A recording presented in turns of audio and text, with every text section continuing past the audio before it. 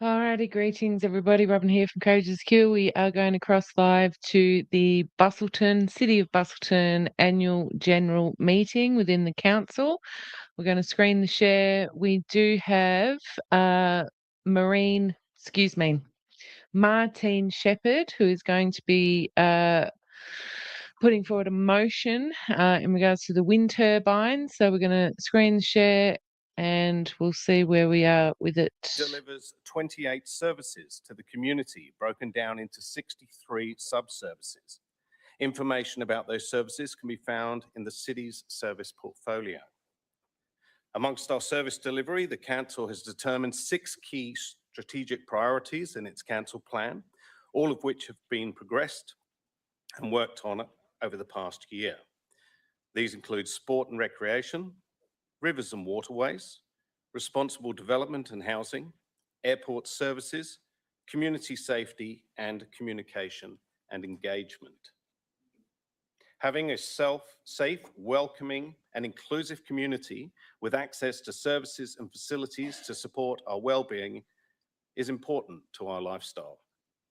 Service highlights include 13,278 people attending our youth centres, 1,145 bushfire inspections, response to 111. Okay, everybody. So we are here, in case you're just jumping on now, we are here to watch. Hello, YouTube. How you going? Beautiful life. We are here to watch the annual general meeting from the City of Busselton here in Western Australia. The annual general meeting does mean that electors can put forward motions in which the electors vote on, and then in the next meeting, if they do pass, then the councillors themselves, unless they change the rules, there is a dismantling of democracy, do discuss and vote on that. So I have just been given a quick call and been notified by Martine Shepherd. Of course, Martine Shepherd is an environmental protection, marine science and coastal zone management specialist, campaign coordinator for Save Our Beloved Geograph Bay and presenter of Martini's Country and Eco Bites. And so I do understand that Martine is going to be putting forward a motion. She is an elector in the City of Busselton. We do have a few other people, as I understand, that are speaking, and a couple of other things that might come up as well, which might be of interest. Let's just check how they're doing. Lakes to enable the supply of water to the Dunsborough playing fields.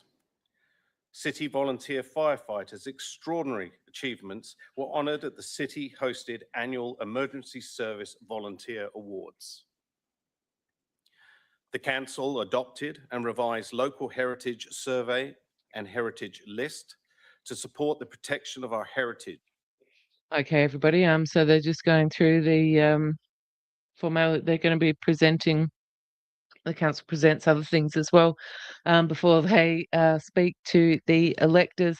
As I understand it, Miss Megan Lapp, she was here a couple of months ago for the Wind Symposium organised by Martine Shepherd and Edge Radio Australia. We had Senator Malcolm Roberts spoke at that symposium, and also Senator Tyrone Whitten, both from One Nation, a number of other speakers, obviously including Martine, but Megan Lapp, she flew all the way from the US, and in the US, they are a few years ahead of us in Australia in regards to putting a stop to the wind turbines being erected across their coastlines. Not only, do we have the environmental factors, but I think tonight with Martine's motion she's going to put forward, you probably will hear some more information that we do have some problems and lots of data that confirms that offshore wind turbines do interact, disrupt, interrupt communications and all sorts of magical, wonderful technology that our defence force uses in the ocean, and also rescue. Let's not forget that people need to be rescued in the ocean, and these turbines do interfere with that. Let's just see how they're going. With a disability. And following the Marrie Reserve bushfire in Dunsborough, the city initiated the formation of the Marrie Reserve Recovery Team, tasked with guiding the rehabilitation process and protecting the fragile environment during its recovery phase. The city was awarded the Litter Action Award at the Tidy Towns Sustainable Community. I'm so glad you got a Tidy Town award. Just a quick insert from myself. We didn't have an episode of Rise today. I've been very busy getting everything together for the next issue of The Light Australia. It's very difficult for me to manage my shows when I have lots of deadlines. But I did put up a news report and a new series called Signal Grenade.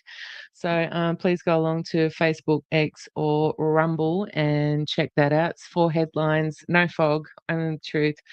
And that's a new series I'm starting, audio, because it's easier when I have a lot of deadlines like I do when I've got to do what I have to do with the newspaper. But anyway, let's see what they're doing.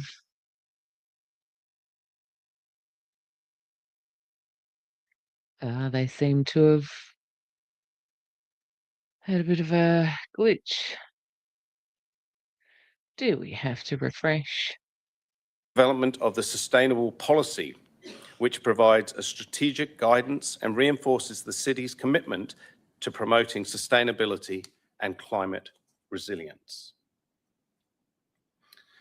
We are a growing district, and responsible planning, which retains our unique character, That's one of those words, identity, people. and lifestyle is important. Resilience, we all know what that means. Are we all ready for managed retreat? With the bushfires and the floods and cyclones. Managed retreat, everybody. Don't let that escape your mind.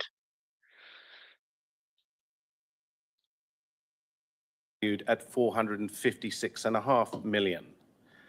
Together, this represents a combined value of 871 million. Hello, and is the Joanne. highest level of demand across regional WA. Yeah, we're not streaming to Rumble tonight. We have over $1.2 billion worth of assets to maintain, including 78 bridges, 57 playgrounds, 154 car parks. Yeah, Joanne, I didn't have time to set up the Rumble. I got a very quick call from Martine Shepherd and said, "We're going in now." And I said, "All right, I've got lots of things to do, as you always do. It's dinner time and all those things here in Western Australia. But no, let's do this." So I didn't have time to get Rumble up and going. But anyway, you're here, Joanne, my lovely, beautiful, wonderful friend. Hello, Leslie and Northam. I didn't realise it was you. Hello, lovely to have you here. Let's see how they're going. Being innovative and sustainable planning solutions in the face of extreme demand was recognised through their nomination for Planning Excellence. The final touches to Mitchell Park included a children's play safe with easy accessible soft fall and interactive play equipment, and this completes the revitalisation of the city's centre parkland.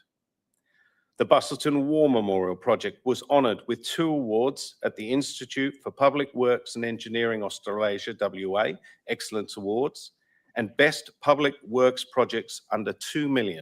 You mean one war memorial that hasn't been vandalised yet? That's good to hear.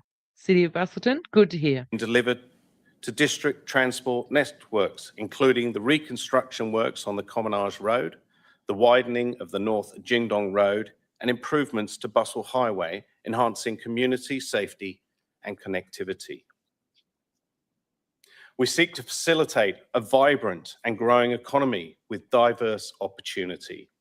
Service highlights include 192,072 passengers through the airport, 39,887 stays at the Busselton Jetty Tourist Park, 1,066,484 visitors on the jetty, generation of 68.8 million in economic impact throughout the city-sponsored events, 838 million total tourism spend, and over 232,000 library resources were borrowed by the over 20,000 members.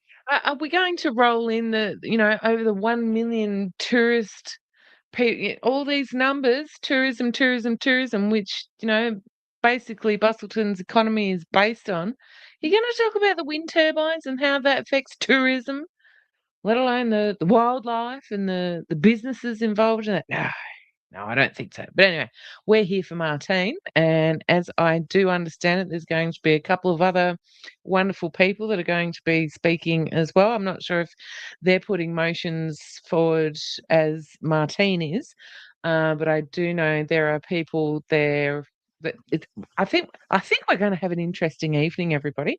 Who knew? Who knew? And I've been saying this for a while when I've been covering all the councils with the DNA contamination. That watching councils could be part of my recent pastimes. I mean, honestly. But it is. Here we go. Dandy Track is an important regional link for tourism and recreation. Yes. The city continued funding support for the Margaret River Busselton Tourism Association, I think you maintaining might the 15-year successful partnership between the city mate? and MRBTA to provide visitor services and promote the region as a destination of choice for events and unique tourism experiences.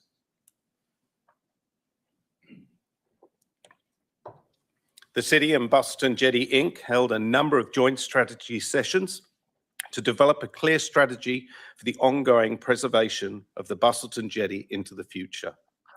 The council supported the appointment of new managers to the Busselton Jetty Tourist Park on a 2-year contract while it undertakes a strategic view of its future.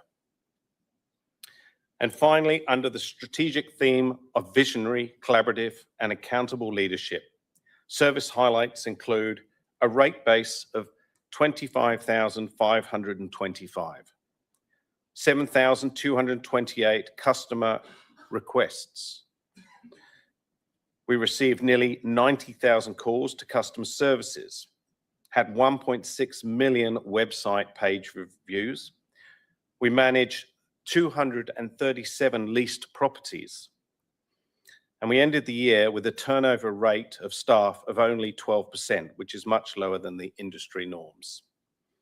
Key achievements within our opportunity theme included the council adopted the city's 2024 to 2034 council plan and long-term financial plan, which together set out a strategic direction for the future.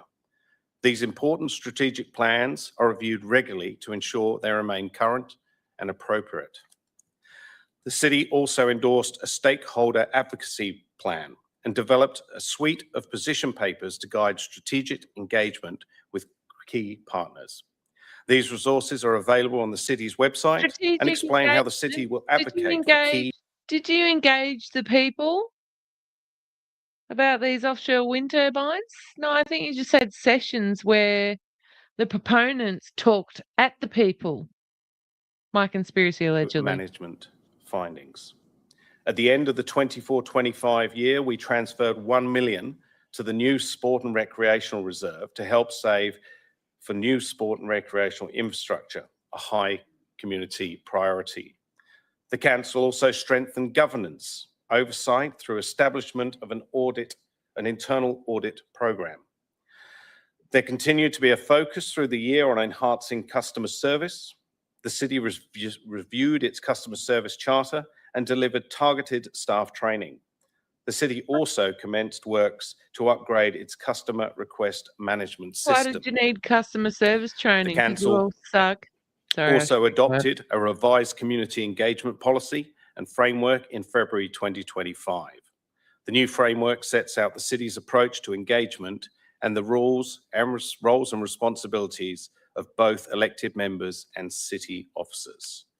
And over the year, Your Say campaigns attracted 3,442 engagements, with 374 residents participating in in-person workshops, pop-ups, and information sessions. Your Say campaigns. In closing, Your Say. the 2024-2025 was another successful year. We live in one of the best, I would say, the best regional local government areas, and have a lifestyle that is the envy of many. We work hard to balance the demands to deliver on our vision for the community, which is to be a place where environment, lifestyle, and opportunity thrive. Opportunity. I'd like to thank my fellow elected members and the city staff for the delivery of the 2024-25 financial year plan.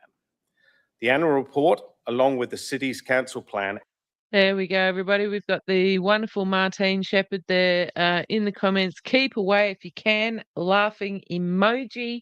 As I said, if you're just joining the stream now or jump through the replay, Martine Shepherd is at the meeting right now, the AGM in Busselton, Western Australia. She's an environmental protection, marine science, coastal zone management specialist, campaign manager for Save Our Beloved Geograph Bay, and founder of Martini's Country and Eco Bites. I think we've got some electors up. Here we go. Phone on, yes, you can, or you can sit if you wish. Sorry, it's very difficult for me to see people because there's a bright light behind you also. Yeah. Yes, good luck, Martin. Good evening, all. My name is Brian O'Connor. I live in Busselton and I'm a ratepayer. It appears to be on. Yeah.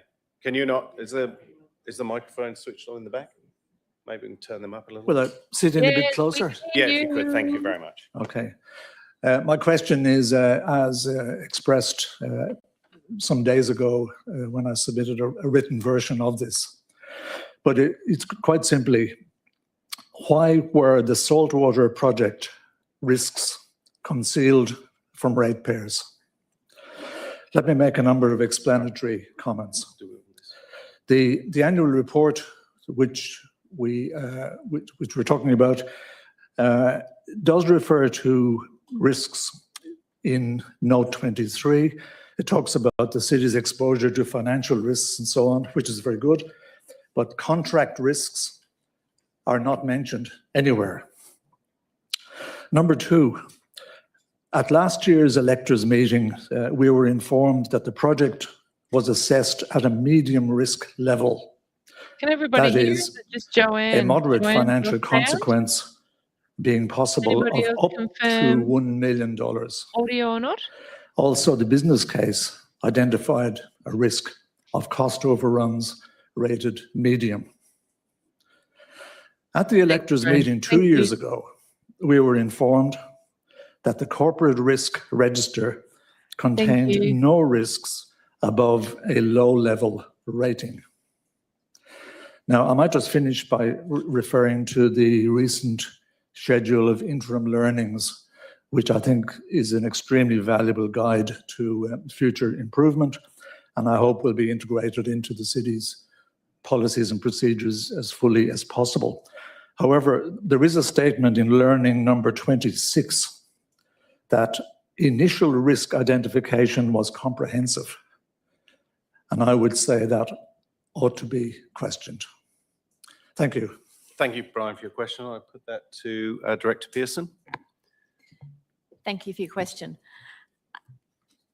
In terms of the financial report, as you point out, note 23 does talk to risk, but it's narrow in that it talks to specifically financial risks associated with interest rate risk, credit risk, liquidity risk, and that's as per the standards and requirements for the financial report.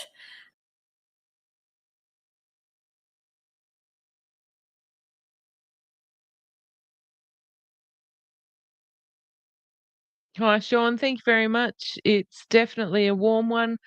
Still a warm one up here in the ye olde bush where I am. My poor little guinea pigs have been giving them frozen bottles all day. Poor little loves. They unfreeze themselves, within an hour and a half. It's magic. global boiling, we're all going to die in our sweat, right? No, I think it's called summer, right? I think it's called summer. But anyway, yes, definitely a warm one. Last night was terrible to sleep, absolutely terrible. Plus the full moon and, nearly a full moon. I don't know, but it was very bright outside. But anyway, there we go. Let's see what they're up to. Thank you. Are there any further questions on the annual report, including the financial report? The annual report's always fun, everybody. If you actually spend some time looking at it for your Okay. local council, you'll Being no see that they questions, tell porkies. I'll I've now pulled move them up on a few to times item in my 6 council. of the agenda, which is the receipt of the 2024-2025 annual report, including the 2024-25 financial report. Do I have a mover for the motion that the City of Busselton 2024 to 2025 annual report, including the 2024 Has anybody been to watching 2025 the financial council report be meetings in Port received Hedland with the by three the electors? commissioners? Do I have a, It's always very interesting to watch their I have meetings. a mover? What about a shaker? Thank you, Julie. Seconded. Need a mover and a Thank shaker. you, Tom. Appreciate that. All those in favour? Pickleball. 4, 5. And those against? Joanne. Carried. Nah, Thank go you. for it. Keep going for it, love. I've got to go and watch a Item match. 7 is other general business. We've received some pre-registered questions which were received by the city prior to the meeting, and I'll invite those electors to come forward. Please Nick, come to the really? lectern, state your name and the suburb, Hello, and then Irish ask Paul. your We are in question. Australia. And first off, we have Ms. Walsh. What's Miss Walsh? We are in Busselton, Western Australia. Irish Paul, thank you for joining us on YouTube. This is a very important meeting. I don't know if this lady's not part of Jill why Walsh, we're here, but Busselton. anyway. I might need to rephrase, even though I submitted the questions, I might need to just rephrase them slightly. So the first one stands the same. In relation to the saltwater interim report, why wasn't a simple executive summary attached dating the most commonly asked questions by ratepayers? In particular, how much has been spent in total so far and what are the projected costs to complete the build? Thank you. I'll put that to Ms. Pearson. You know what I'm hearing so far from the two speakers we've had so far, two electors we've had so far, and Irish Paul and anybody else joining us on YouTube. Yes, we are in Western Australia, the city of Busselton. We're on the west coast of Australia, funny that, and down the south, and a little knobbly bit at the end. Very important area for the world when you're talking environmentally, but it's been very interesting, just the two electors asking questions at the start of the meeting here, not directly related to why we are here watching this stream tonight. But I think it goes to show that there's a lot of people in Busselton that are very interested in what's going on in their city, and I think it's fantabulous. Yes, it's a word, I coined it, to see people engaging in the last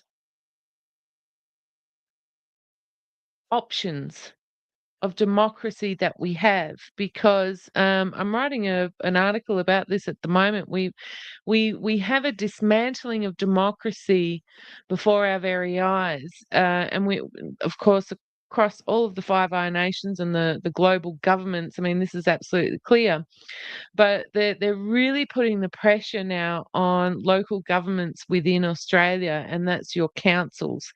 And there's all sorts of tricks that they're getting up to at the moment. Of course, in New South Wales, starting this year, if the public want to speak, they have to do it separate to the meeting.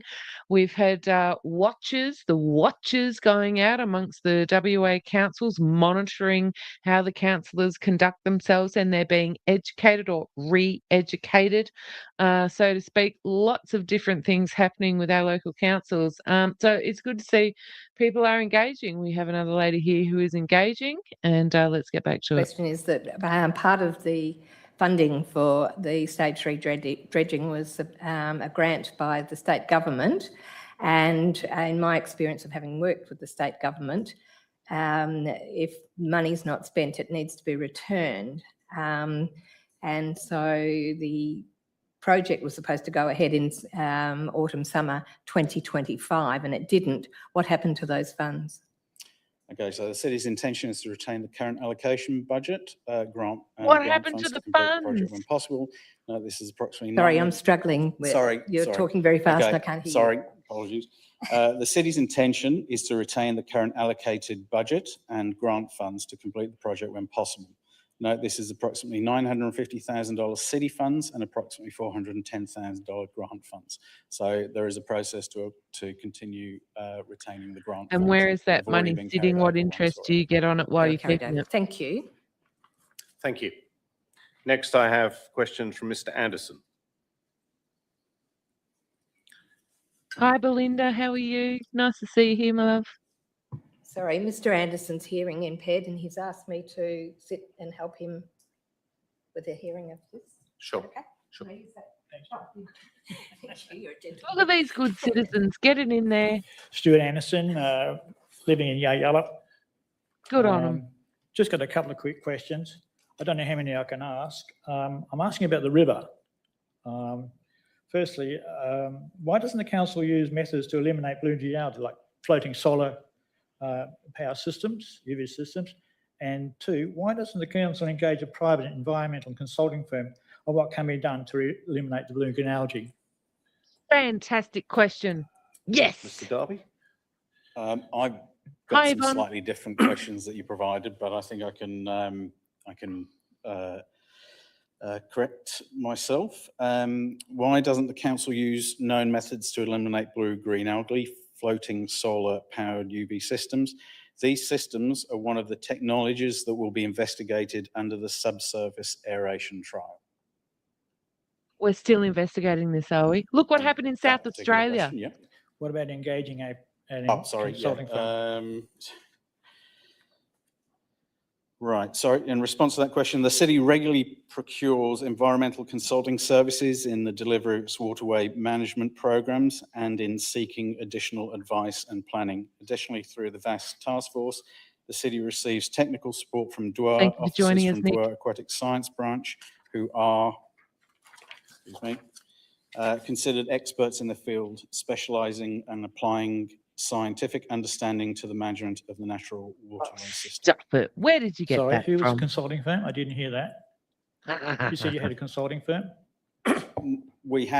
We do engage various different environmental consulting firms. Can I ask what the firm is? What's the name of the firm? You can, and I'll have to get back to you on that because we have several.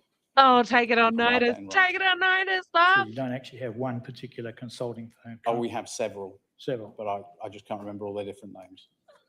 Because I'd like take to that on suggest, I would notice. like to suggest that you take on Paces Aqua.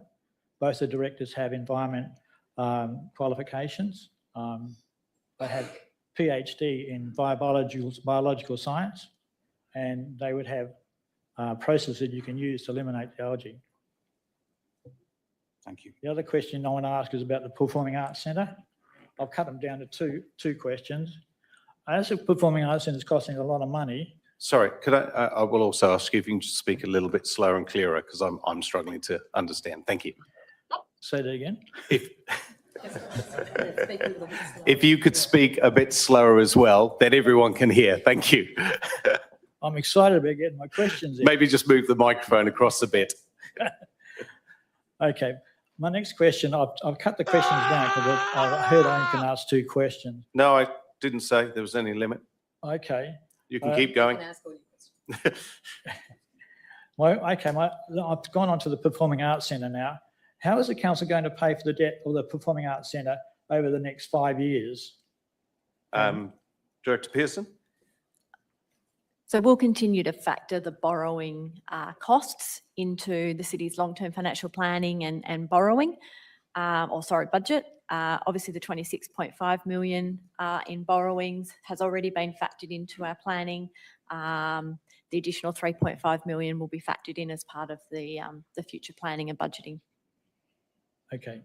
The next question is, can consideration be taken on stopping construction work on the project and keeping the site as a building in process being completed at a later date, giving relief to ratepayers and their rates? Sorry, Ms. CEO, do you wish to? Sorry, I'm still struggling. If you could try and speak a Do little you want slower. me to ask it again? If you could, thank you. Yeah. Consideration of stopping all construction work on the project and keeping the site as a building in process being completed at a later date, giving relief to ratepayers in their rates. Okay, thank you. Mr. CEO? Thank you for the question. Yes, I did give that some consideration before we put the report to the council about progressing, taking control of the site and progressing to fund the additional work. The judgment was that the costs that had already been expended weren't going to save the ratepayers anything because that's already been done. So the additional cost, which is being funded, was part funded by the reserve fund All and right, part everybody. by debt. That the best option was to progress with the project, get it finished and get it utilised by the community. Thank you. I don't And think the next people question is, can we start up a sinking fund to add money on a stage progress to complete the building at a I later don't think date? the people understand the people. Ms. And now I Pearson, sound wish like to- Julie Inman Grant. So the question was start up Australians. a sinking fund Uh, to add money. I don't think people understand just, I don't want to use the word important, just the influence, the control, the information that is received, amalgamated and passed down by the CEOs of councils.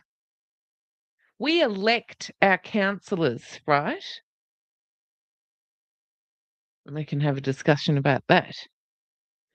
But I don't think, well, it's not. We don't learn unless you take the time yourself to learn about what is the job description, what is the role of the CEO of the council.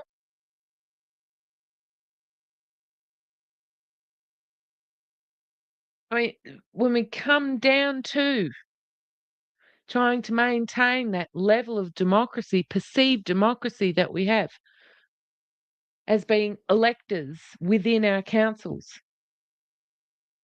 what role, what job description the CEOs have. I really don't want to have to do a whole thing about CEOs. I mean,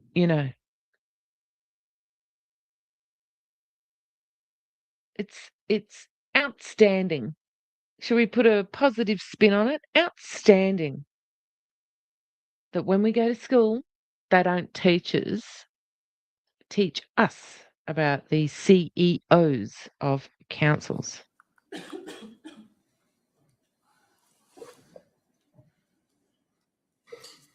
Good evening, Mayor Cronin, Dr. Hunt, city officers, councillors and members of the public. Thank you for the opportunity to ask two short questions tonight, both of which are about the Lower Vass River. First question is, has a contract been finalised between the City of Busselton and the BCP Group, which won the tender in January 2025 for Stage 3 sediment removal from the Lower Vass River? The reason I ask is the last time I asked this at the Waterways Management Committee, the answer was no, a contract had not yet been drawn up, although the company had won the tender. Look at these people go, loving the environment, getting out there. As Go we Busselton previously people. answered to that question, the council endorsed the outcome of the tender submission and accepted the tender from Busselton Civil Pty Limited on the basis of direct excavation methodology. Water levels in the river are delaying the work start date. Until the work start date is fixed, the city is unable to execute the contract. To enable preparatory works, the city has engaged a contractor separately to complete planning works, documentation and methodology refinement. So there is a written contract in place now, is what you're saying? Say again, sorry? There is a written contract now in place? No, still no written contract. Well, how can work start without a contract? Until we know the start date and the methodology is finalised. Okay, thank you. Second question was the recent fish kill at the Busselton Highway Bridge over the Lower Vass River adjacent to the council chambers due to low dissolved oxygen levels in the water, secondary to decomposition of the severe algal or cyanobacterial bloom in that section of Oh, the Nick, river me at too. that time. Algal bloom. They're on it. Still? They're on it. Answer that Algal question. bloom. Look what happened in Department of South Water and Australia, Environment and everybody. Regulation staff responded to the dead fish in the Lower Bass River on Monday, the 19th of January, and a media release providing information on this was published on the 23rd of January. Some relevant points from the media release. The cause of the fish death is still unknown. However, water quality loggers in the river showed low dissolved oxygen for 2 days prior, which may have contributed. Low oxygen events are known to cause a known cause of fish kills in waterways, particularly during warmer months, and in systems experiencing elevated nutrient levels or algal growth. Did DWER offer any explanation of why the dissolved oxygen levels in the water were so low? No, and I'd have to ask you to ask DWER on that particular occasion. I'd also appreciate it if you asked No. DWER what the cyanobacterial levels were in the water at that time compared to the National Health and Medical Research Council limits for cyanobacteria. No problem. I can ask them that. That's their responsibility to provide. Thank you very much. Thank you. Next, we have a question from Mr. Shipley.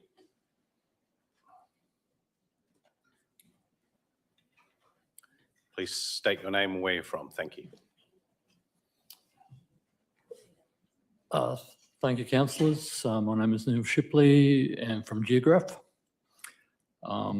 This question is not on par with the rather extensive questions previously asked. However, it is important to the residents of Geograph, Port Geograph, and also to one of the small businesses in the area. In a nutshell, there is a coffee van at the end of Freycinet Drive, Thursdays through to Sundays.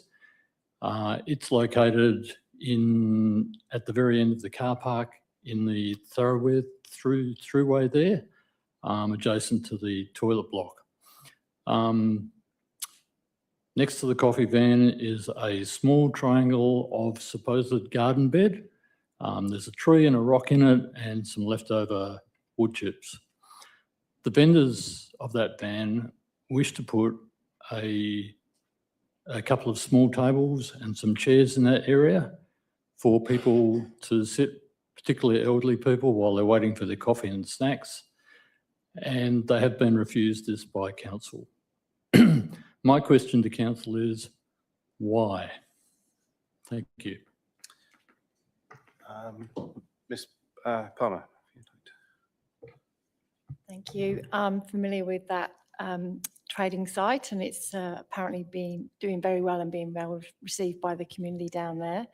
Also familiar with the surroundings of that site as well. This is a common request that we get through from food traders that would like to put tables and chairs out throughout the city where we have these arrangements in place. At the moment, the commercial hire site permits don't allow for additional furniture to be arranged outside of the hired area from the council, and the difficulty with allowing those is in very busy areas they become a conflict or cause congestion in the surroundings. So for the sake of parity, we apply the same rules for all commercial hire sites. Also, near this particular site, there is a picnic bench and barbecue area that's quite close, where people could sit and enjoy what they purchase. Thank you. I respond to that answer. Firstly, there is no high traffic area there, right? It's quite an isolated spot, although there are quite a lot of visitors and local residents use the area. Not that particular through there, as there is a footpath running alongside the rock wall, which most people who aren't directly involved in ordering coffee and snacks would use. Secondly, I don't agree with the fact that a parity statement, exceptions can be made. I've worked in local council before and I've come across a number of exceptions. One of the exceptions actually is in the area of that coffee van, which is currently parked, or when they are there, is parked in an access way. So that in itself is an exemption. Secondly, or thirdly, the area involved is basically, as I understand it, has been designated a garden bed. It is in no shape or form a garden bed. It is just a piece of dirt in a triangular shape. It is completely out of the way of any other area where people might be walking, and so I would say that in terms of obstruction, there would be none whatsoever. My fourth point is that you referred to the barbecue area, shade area, which is in that area a little further along, adjacent to the parkland. I walk down there 6 or 7 days every week in the morning. That area is not properly maintained. It is quite often dirty. The benches are quite often dirty and the barbecue is dirty. The other, so apart from being an unattractive place to sit and have a coffee and a drink, it is also removed from the actual immediate vicinity of the coffee van. Mr. Sibley, Shipley, we have, as it's question time, I appreciate you want to get your point across. We actually have a community access session where you can come and talk to council for 5 minutes on the issue, but you have raised it now and councillors are aware of your plight. Okay. So I will stop you there if you don't mind, but it's only because we're looking at direct questions of the council of the city. All right. So my final point being the fact that council is involved in attempting to provide incentives and to support local business. This is one instance where a minor variation to the council regulations would go a long way in assisting the local residents in that particular area and visitors also. Sure. Thank you very much. Thank you Appreciate for your question. attention. Thank you, Mr. And next we have a question from Mr. Sims.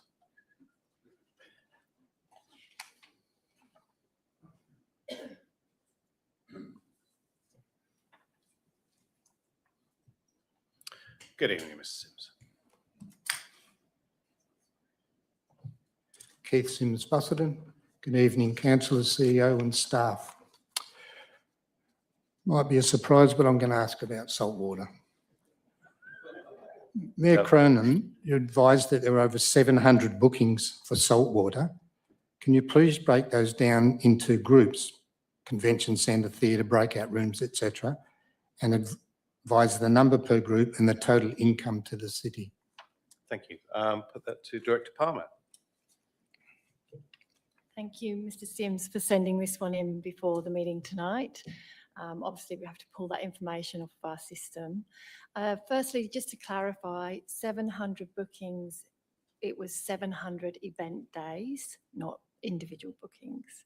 So a booking can be over several days, and we can have multiple bookings running across the venue simultaneously at any one time. So our figure now is 975 total event days registered in our system. And excuse me reading, but these are the event days per type of activity or booking. So art exhibitions, 606 event days, performing arts, 118 event days, conferences, 80 event days, festivals, 71 event days, community events, 41 event days, internal bookings, 36 event days, award ceremonies, 14 event days, meetings, 4 event days, and functions, 3 event days. So just to clarify, because I couldn't add up that quick, is the 700 bookings, and Everybody, I just wanted to make a comment on the gentleman that was speaking before. This gentleman asking about the coffee space, and he was allowed to make further comment after the councillors had answered And then the mayor said we do have, paraphrasing, community consultation times where you can speak. Obviously, and it's very clear now because I've been watching the councils and I know what they're up to with the inspectors going along, particularly in the West Australian councils. The inspectors go along, sit in the meetings, and then they advise the councillors after the fact about how they should be conducting their business, because my conspiracy allegedly what has been happening with the DNA contamination and the burgeoning movement in regards to that. You can see here in Busselton that they haven't been instructed like the other councils have been around Western Australia and other councils in Australia, because this gentleman, not this one, the one before about the coffee, was allowed to continue speaking to his question. Usually in question time, councillors will stop you and say, this is not deputation. This is not a deputation. This is question time only. We've answered your question. That's it. So I would suggest that the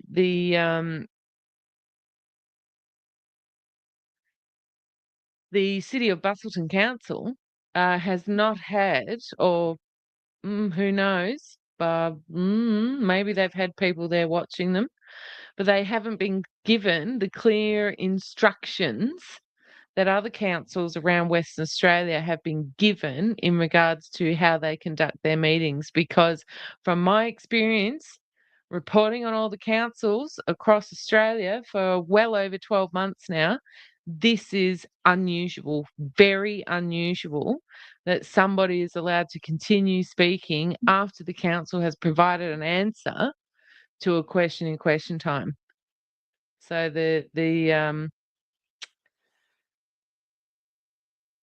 which is surprising, because Busselton Council is, I mean, the last AGM was a rip. Anyway, I just had to put that in there because, you know, I spend my free time watching councils. Hello, Jane. How many councils have been taken over by large government? Is that a rhetorical question? Marilyn, great. Ask about the wind farm now. No, I know. They're still in question time. We're going to be waiting for motions put forward by the electors. And again, we still have the same gentleman there sitting there. Let's see what they're doing. Out of 9. So please. Yeah, but it was that's my addressed to answer. council. Thank you. And you said the community Rebecca. told you what to do. Conversation. Thank you. This is very unusual for councils. He's getting around. Are there any? Thank you. Oh, is he, Simon? Thank you, Mr. Sims, for your question. Are there any other questions? Take it on notice. Please, Ms. Shackleton, come forward. Do we have another environment? Michelle Shackleton of Abbey. I appear before you today because there is a growing disconnect between the financial reality of this council and the financial reality of the community who are funding it. In July 2025, this council voted to accept a 3.5% increase in councillor sitting fees and allowances.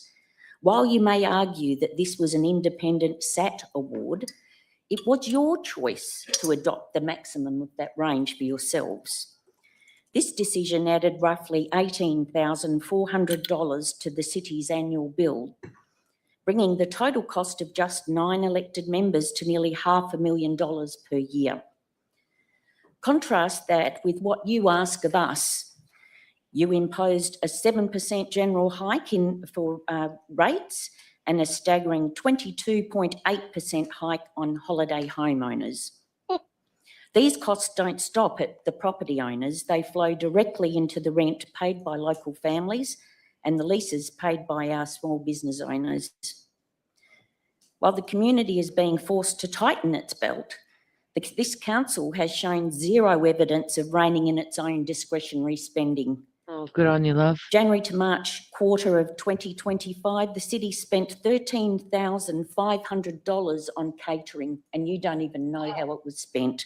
Muffins. We see millions being diverted to the saltwater overspend, and including the reserves that ratepayers have funded over many years, but not one cut, not one review in relation to the corporate perks, catering or the open fridge culture in this building.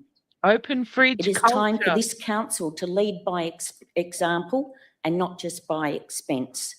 I want to put forward a motion before the electors of the City of Busselton.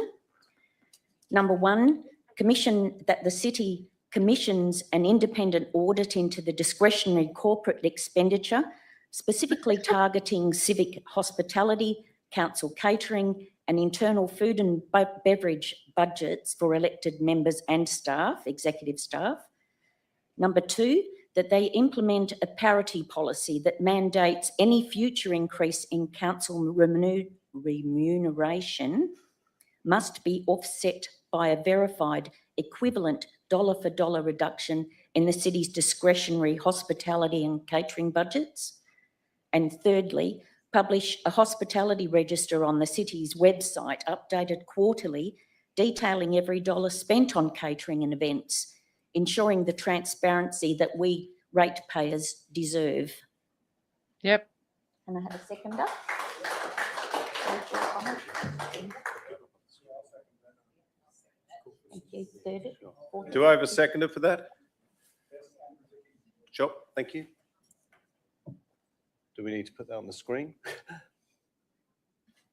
Yep, go this lady. Yep, good on her. Ms Shackleton, I might just get you to repeat particularly point 1 to make sure that we've captured that correctly, please. Open fridge Commission policy. an independent audit into the discretionary corporate expenditure, specifically targeting civic hospitality, council catering, and internal food and beverage budgets for elected members and executive staff.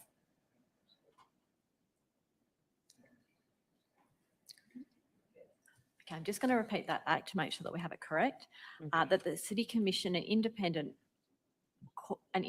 audit into discretionary corporate expenditure and spend specifically targeting, sorry, reading my shorthand, specifically targeting council catering, Civic hospitality, city hospitality, council catering, and internal food and beverage for council and executive. Yep.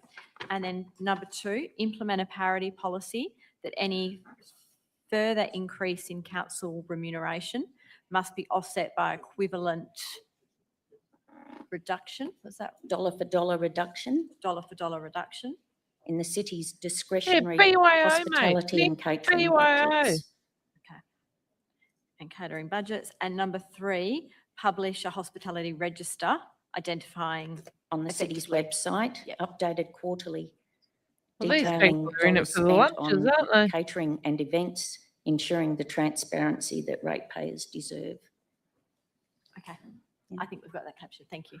Why very much. is Is it there such any a big ask? Like opposition it's to never that? been asked before. Like it's not a thing. There I is mean, this opposition. is ridiculous. Therefore, all those in favour, What was it, over motion $13,000 on put muffins? forward to the council. Thank you. Thank you. Is that the number? I'm just saying muffins, but Please it come may as well forward. be muffins. State your name, thank you. Please come forward, state your name.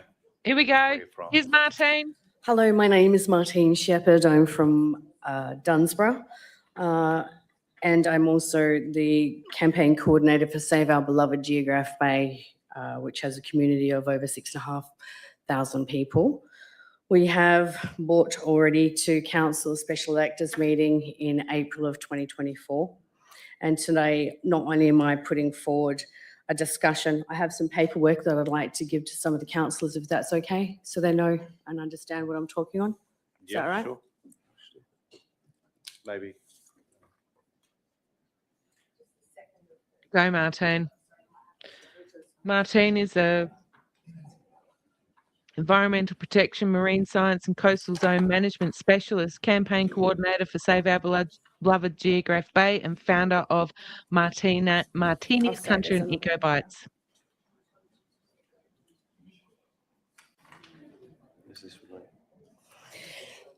I'm here tonight to talk of something that's of the utmost seriousness. For the last 2 years, we have been stonewalled and had zero answers about the offshore wind turbine.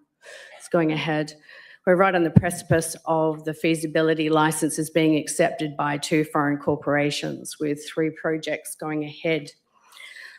The motion I'm putting forward is about radar interference and what that poses as a risk to this entire community. So not only is it talking about an issue of national defence, but it's also talking about the impact on navigation. If you'd like to look at the second page, you'll see here, these are actually from the Department of Defence in the USA, the top illustration. Sorry that I can't hand them out to the community here behind me, my apologies. And at the bottom, you'll see that's a navigation radar that has scatter that sees that these shipping vessels can no longer navigate in waters where there's offshore wind turbines because of the interference from the wind turbines themselves. This poses a really serious risk because you have an airport here. You have 192,000 people going through there, FIFO workers that were flying right over the top, me being one of them. So the thing is, today I'm putting forward a motion for the City of Busselton on behalf of its electors, residents and ratepayers, send the following correspondence to all of the following ministers, shadow ministers and individuals. Sorry, I had to modify that because there is one person that's not a minister. There's a commissioner at the bottom.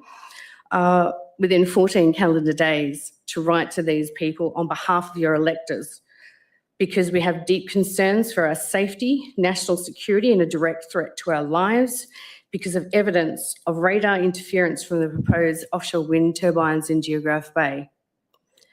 We would like to your official response from all of the following individuals to our community, to knowing we are being put at risk for these foreign infrastructure in our oceans. And the top one here, I've had to write. Sorry, can you just start? There's somebody recording, and I think I clearly said no recording. No? All right, sorry. Please carry on. Thank you. Darren Flem, who is the Fire and Emergency Services Commissioner, if you don't comprehend that radar is vital to fire response, especially from the air. What you also need to know is that from all the experts that I have spoken to all across the world over the last 2 years, it's become evident now that all precautionary principles have been thrown out the window.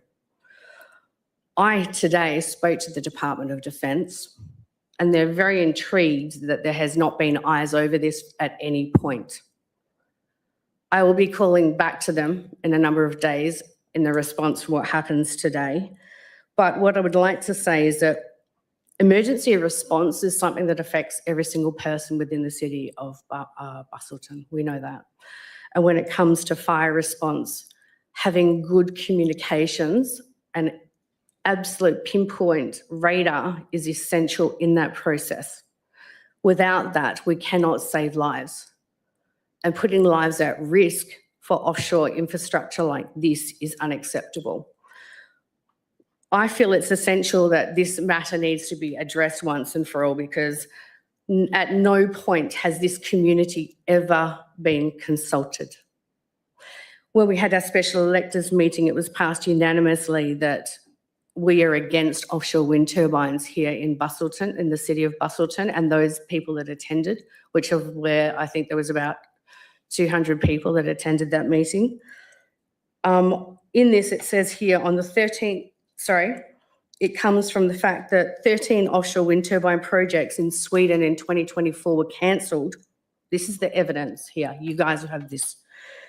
The coastline was not protected from any invading forces because they realised it caused such radar interference that their coastline was no longer safe. That might be something that seems quite hysterical, but not really when you see that radar interference is about safety in all areas, especially on the ocean and in the air. If we're doing marine rescues, how are we supposed to do that? Not only has Sweden cancelled 13 offshore wind projects, but so has the US. The Department of War in the US has now halted offshore wind processes so it can fully investigate the level of impact. And they know now, which is what you have before you. So I'd like to put this forward that the council acts on behalf of the people to protect them, to ensure the services that we require in emergency and fire response in particular can go forward with safety to the following people, which is Darren Flem from the Fire and Emergency Services Commissioner, the Federal Defence Minister, Mr. Richard Marles, Federal Shadow Minister, Mr. Angus Taylor, the Civil Aviation Safety Authority, Department of Defence, Public Consumer Services, and I got the email address from the Department of Defence today because they actually don't have anyone to deal with these things.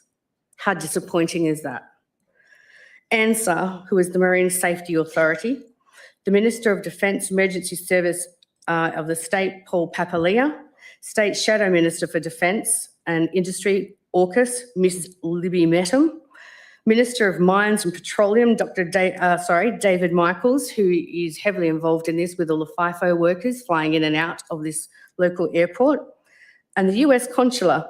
Now, the US Consular might seem strange, but that was the Department of Defence actually recommending that they'd be advised because they're already aware of this issue. Thank you for your time. Thank you. So the motion in front of us, I believe, is for the City of Busselton, on behalf of its electors, residents and ratepayers, send the following correspondent to all the following ministers, shadow ministers, and the other person you mentioned, and write the following to the minister's name on behalf of the electors, etc. And then these few pages, that includes Darren Fem, Fire and Emergency Services, Federal Defence Minister, Richard Marles. The people I just named. Okay. Sure, Mr. CEO has got a question. Just a couple of procedural issues, if I can. You're actually asking this meeting to resolve something and have because that decision then has to go to the council. And what I'm asking for is the council to put forward, I've put forward the motion for the council to make a decision on behalf of its electors, correct? That's fine, but you've got a clause in there that says that the City of Busselton, on behalf of its electors, residents and ratepayers, send the following correspondence to all of the following ministers within 14 calendar days. I can't execute that. Why not? Well, because the motion has to go to the council. I haven't got a council. Well, I've just told you we have a feasibility licence. It's about to be signed. So that if that goes ahead and we know that this is something that's on the table, isn't that something worth protecting? I'm not arguing whether it's worth protecting. I'm telling you about the procedure to achieve what you want. If you don't take my advice, that's fine. It's not about taking the advice. What I'm asking is within 14 calendar days, is it not possible to draft up this letter? Drafting the letter is not the issue. I need a council resolution to execute that. Can that not be done today? No. Why not? There needs to be agenda offset recommendations. We have to. Of such importance. We need to make informed decisions. So are we allowed to have someone to second the motion tonight? Yeah. Is there a seconder? Yeah. There is a seconder. You wish to make an amendment to the motion? Yes. Sure. Please come forward.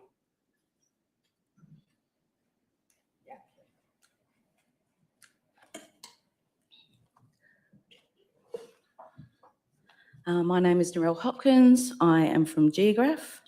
I second Martine's motion, and I'd just like to add that after getting this information, I'd really ask the Busselton CEO, the Mayor and the councillors to be asking the airlines that are using the airport, Virgin, Qantas, Jetstar and Alliance, and also the mining companies, Rio, BHP and FMG, to conduct risk assessments on the safety around this potential radio interference. I'd also ask that the City of Busselton CEO, Mayor and the councillors do their own assessment into the public safety, security and the potential loss of revenue should these flights be affected. That is my second and add to that motion. Quite a comprehensive.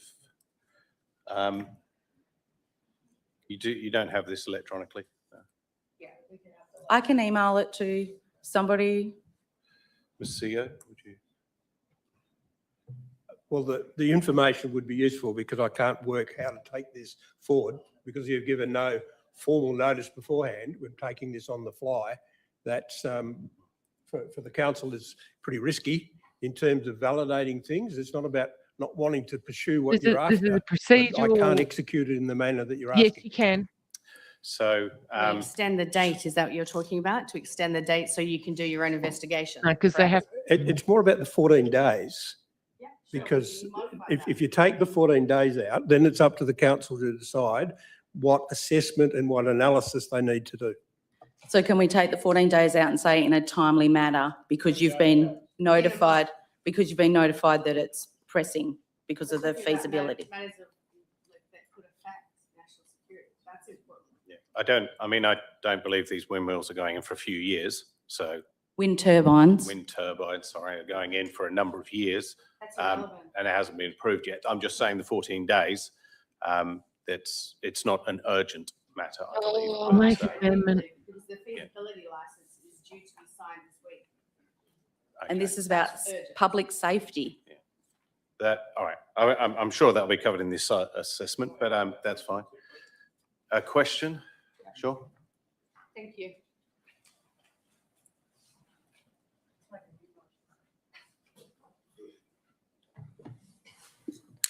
Kaya, Kaya. my name's Mason Jones. I don't identify from a city, I identify from the Widandi country. I come forward before the council today, behalf of these wind farms that are going ahead. I see the council, they acknowledge the Widandi people. You look on the website, you acknowledge a lot of our Dreamtime stories, our culture. Where these windmills, as you said, these wind farms, there's a big difference in windmills and wind farms. One's clean and one's not. I apologise for getting that wrong. Sorry. We've got several Dreamtime stories in our Geograph Bay here.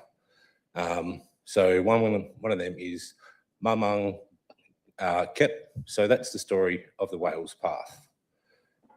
Right where these wind farms want to go and be built, it is actually right above where this story lies, the Great Seagrass Patch.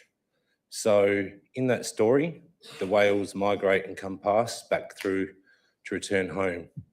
And that home is Geograph Bay, because in our stories, we believe the whales come from the land, and because they were scared and chased into the ocean, that's how they become to live in the ocean. And on their returning home, they would know that they were returning home because of that seagrass patch.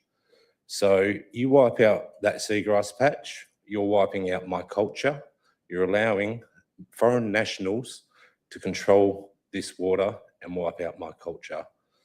My motion is that I want the Aboriginal corporations based in Busselton to be held accountable because these cultural committees have allowed this to happen.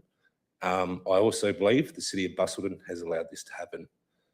I am in the months, a High Court lodgement at the moment with it because I've got several shires, councils, organisations all in the firing line, all because agreed.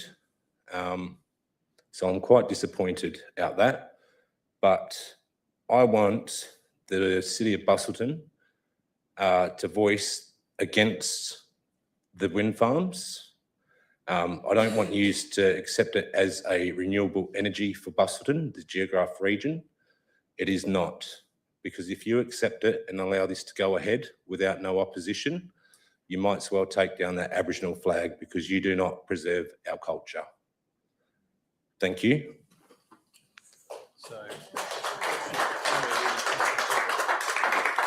Okay, thank you, Mr. Jones. Was that in? Thank you, please.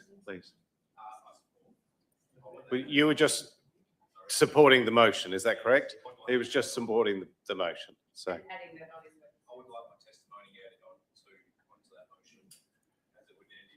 We recorded it. I'm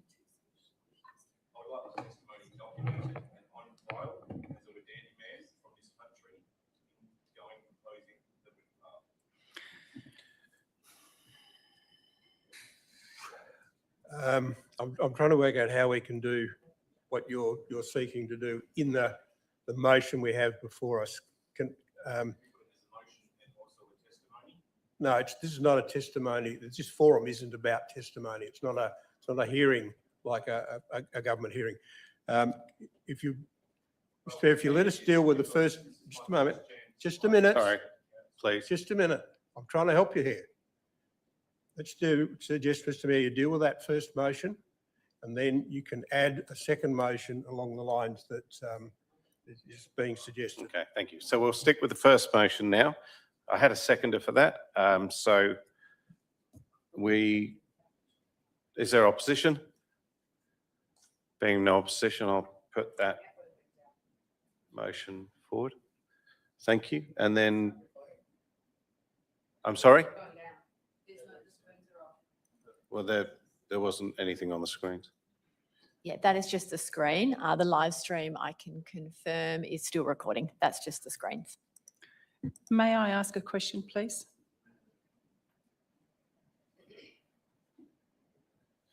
Councillor Ryan.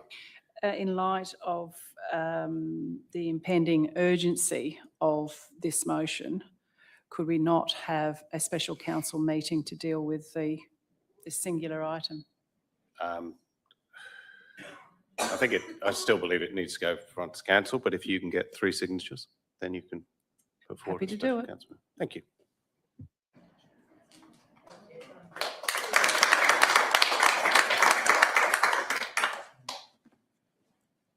Okay.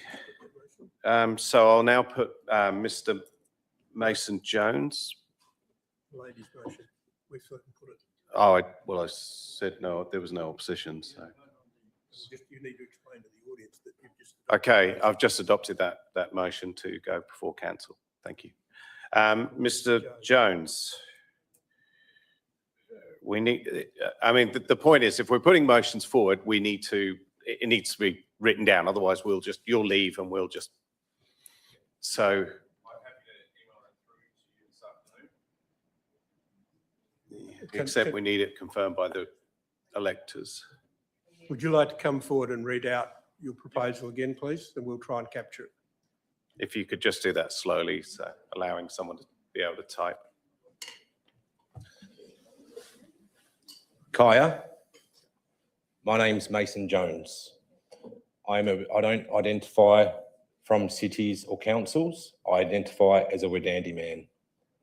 My motion tonight is I put forward the council objects to any renewable energies from the wind farms that's proposed in Geograph Bay.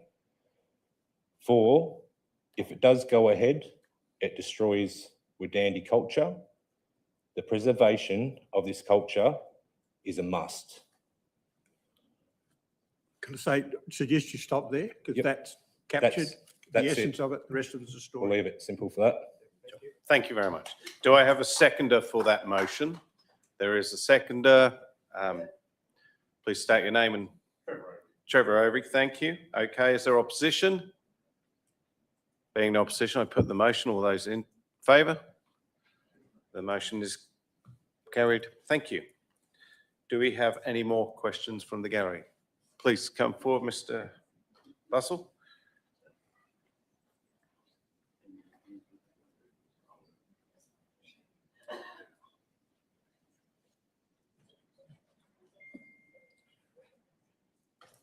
Thank you, Mr. Mayor and staff and councillors.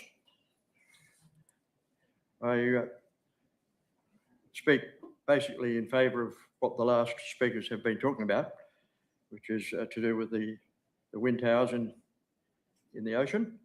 So I would like to get to the bottom of things as far as the council is concerned and ask specifically, does our Busselton City Council at this stage have an official position on the federal Labor government's controversial proposal to construct huge banks of enormous ocean-based wind turbines extending across the entrance to iconic Geograph Bay and stretching northwards via Bunbury and Binningup to Dawesville near Mandurah.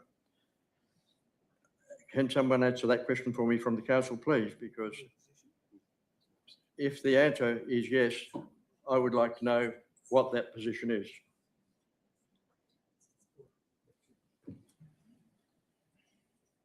Obviously, I can't speak on behalf of the council, but to give you some background information, the council has previously resolved to write on behalf of a sector of its community who requested it to write to ministers, and that was following a special electors meeting some time ago. So the city did write to a range of ministers expressing the concerns of that sector of our community, but the council itself has not adopted, as far as I'm aware, a formal position. I thank you for that. So in the light of the response to my question, I would like to move the following motion myself on behalf of the electors of the City of Busselton. That the Busselton City Council, at their earliest possible opportunity following this 2026 electors meeting, conduct a poll of all councillors present, preferably at their next full council meeting. I'm not putting a date on it because it's preferably, to decide their official majority decision on the federal Labor government's controversial Southwest WA offshore marine wind turbine plans before it becomes too late for council to constructively impact the federal government's current proposals. That's the basic wording of my motion.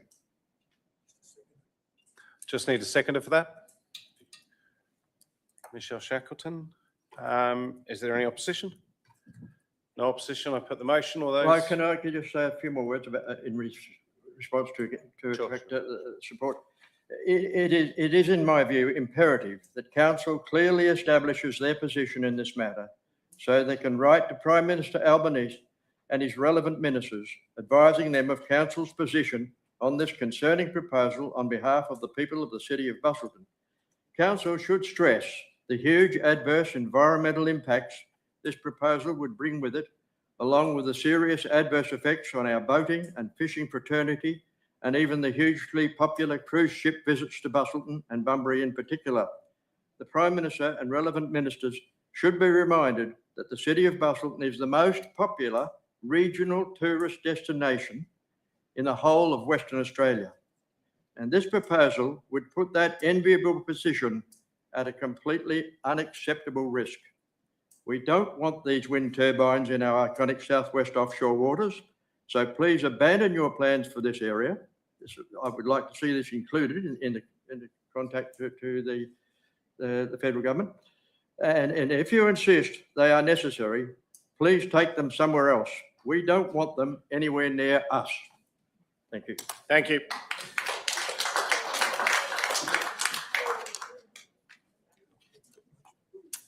Put the motion then.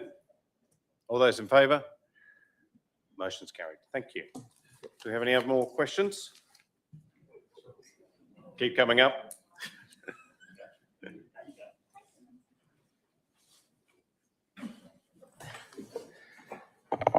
Thank you for taking my questions. Neil Delroy, I'm a resident of West Busselton. Saltwater again, sorry. I'd just like to go through a few of the history of this for everyone's benefit. I mean, it was originally proposed in 2012 for 21 million.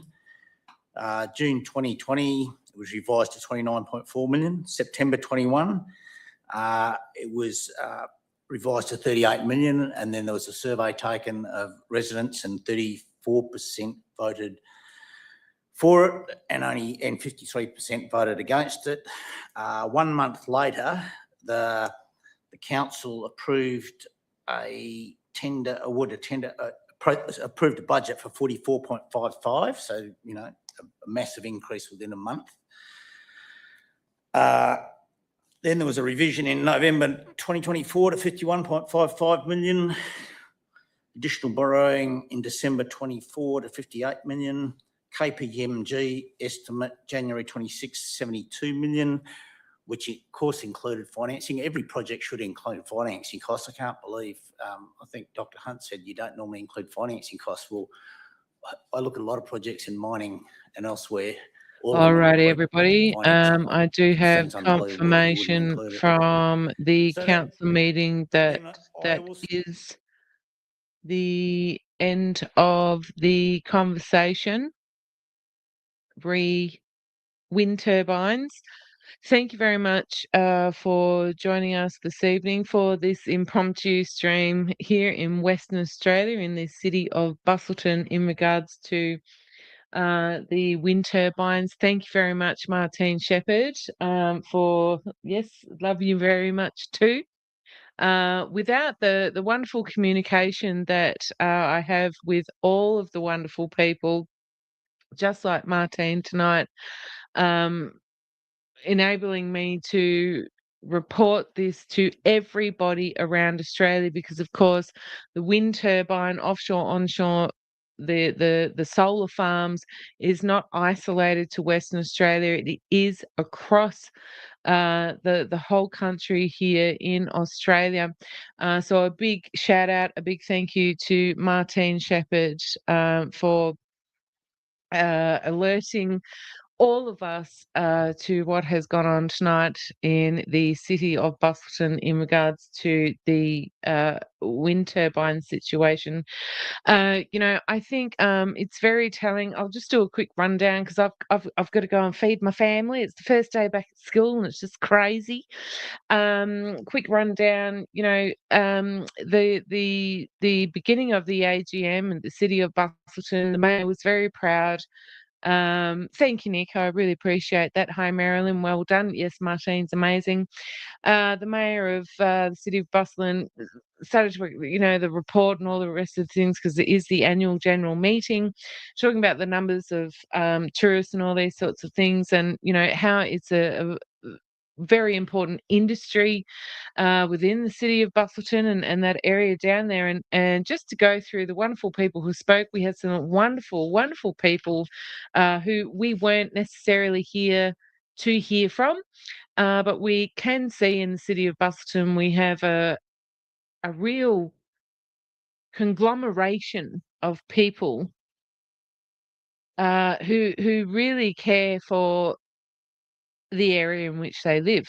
But anyway, I'll do the quick rundown. So, of course, Martine had her motion, of course, talking about national defence and navigation. As I said at the start of the stream, Megan Lapp came over here for the Wind Symposium with Senator Malcolm Roberts, Tyrone Whitten, and a number of other speakers. This is a real threat. And if you haven't been keeping up with news in America in regards to the offshore wind turbines, they've shut them down because it is national security business. It's a threat to national security. So, of course, part of Martine's speech was about national defence, navigation, precautionary principles are being thrown out the window.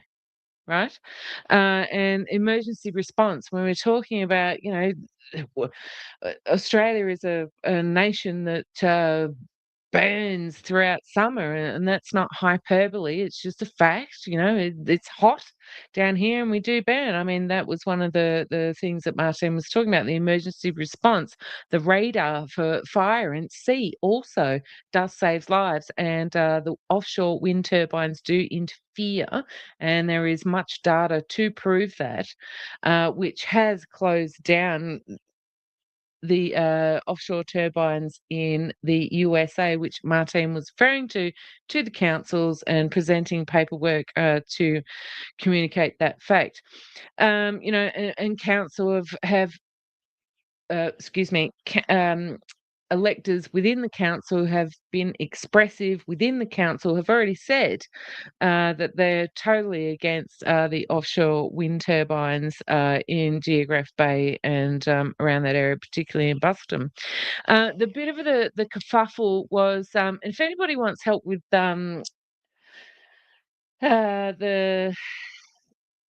workings of a council meeting, just reach out to me and I'll help you. And the problem that the CEO had, if I'm not mistaken, the grey-haired man which you can see he's right under the Australian flag. If I'm not mistaken, that is the CF, if I'm not. But anyway, he was the guy that had a bit of a problem with Martine's motion, because Martine said within 14 days, can you express this information to the following people? And of course, when you do go along to an AGM as an elector and you put a motion forward, the motion can be passed by the people in the gallery, which are the electors, which means then in turn, in the next council meeting, the councillors have to discuss that and then pass the motion. So that was the kerfuffle that the gentleman with the grey hair had. I'm sorry, I didn't have time to research his names and the other people's names. That was the kerfuffle, because the 14-day time requirement, which was part of the motion, is not possible. But then we also have Mason Jones, a wonderful person, coming forward. There was a bit of a kerfuffle there because he also was speaking to Martine's motion and also put forward his own motion. So there's a bit of kerfuffle there. But we did have a councillor, and I don't know who that was, and I'll find out from Martine who that councillor was after the kerfuffle, who said, hey, we can expedite this. And the avenue for doing that is doing a special electors meeting, and all the councillor needs, this is not electors, all the councillor needs is another 2 signatures, another 2 councillors to confirm we need to expedite this, get it another special electors meeting to push this through in the time that Martine wants. Within those 14 days, there are always avenues. And that was what Martine was saying. This is not something we need to sit around and just wait for the processes that are in place, which keep people locked behind processes. And so whoever that council was, I don't know who that was, but I'll catch up with Martine and find out who that was. Absolutely fantastic to say. I feel like I'm doing a tennis report. We've got the tennis going on, absolutely fantastic to see that. And then we had the following gentleman talking about, does the council have a position on the turbines? And of course the answer was no. And so his motion was, well, of course the CEO is going to instruct you, just inserting that. But of course, we want to see what is the position of the Busselton Council. So absolutely fantastic. It's absolutely wonderful, fantabulous, yes, it's the word, I coined it, to see people involving themselves in the democracy we still have. I know people have problems with councils, but when we can insert ourselves, we have to take advantage of this. And I commend Martine Shepherd, I commend Mason. Absolutely fantastic to see people getting in there, right in there at the last minute. And you know what? The people that spoke this evening in regards to offshore wind turbines have a wealth of knowledge, and I'm just going to say it up front, the councillors have no idea. And if they had 2 cents or 1 sandwich or a biscuit in a bale, they would listen to Martine, and they would listen to Mason, and they would also listen to Narelle, who seconded Martine's motion. Thank you very much for joining me in this impromptu feed, and once again, this is a great privilege for me. I'm going to stop screening the share because this is what truly independent media is about. I am 100% crowdfunded, so I stay 100% independent, and it's only because of wonderful people like Martine Shepherd and Mason who come together, and we all get together and we can present this to you. And the last little chips of democracy where we can involve ourselves, we can all witness, we can all be involved in, because there is a great dismantling of democracy. Big cheers to Martine and Greg, and big cheers to everybody in the comments. I appreciate you so much, Martine. You are the best woman as well. I love you so much. And make sure you all stay relentless, because you know what? It's worth it. This is a beautiful country, beautiful people, beautiful environment, and our children deserve to live in a most beautiful, beautiful country that we lived in before. All right, see everyone. Thanks, Martine. I love you so much. Relentless in our fields, we hunt the hidden flaw.